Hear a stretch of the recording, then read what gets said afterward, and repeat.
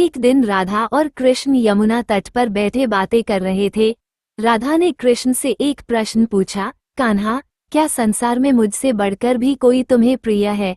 कृष्ण मुस्कुराए और बोले, राधे, तुम मेरे हृदय की धड़कन हो, पर प्रेम की पराकाष्ठा को सिद्ध करने के लिए परीक्षा आवश्यक होती है।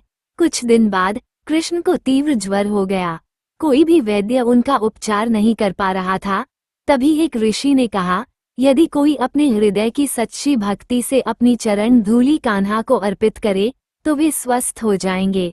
गोपियां और कृष्ण की पत्नियां सभी विचलित हो गईं। वे कृष्ण से प्रेम तो करती थीं, परंतु लोक लाज के कारण अपनी चरण धूलि देने से हिचकिचाने लगीं। वे सोचने लगीं, यदि हमने अपनी धूलि दी और कृष्ण को कुछ हो गया तो ये पाप लगेगा। तारांकन तारांकन जब ये बात राधा तक पहुंची तो उन्होंने बिना किसी संकोच के अपनी चरण धूलि माटी में लिपटी हुई कृष्ण के पास भेज दी और कहा, यदि मेरी धूलि से मेरे प्रियतम का कष्ट दूर होता है तो मुझे किसी भी पाप का भय नहीं। मेरे लिए कृष्ण का स्वास्थ्य ही सबसे बड़ा धर्म है। जैसे ही राधा की चरण धूलि कृष्ण के माथे पर लगाई गई, उनका ज्वर तुरंत उतर गया। सभी आश्चर्यचकित थे।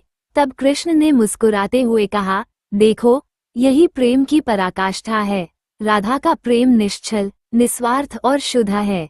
यही प्रेम हमें सच्ची भक्ति का मार्ग दिखाता है।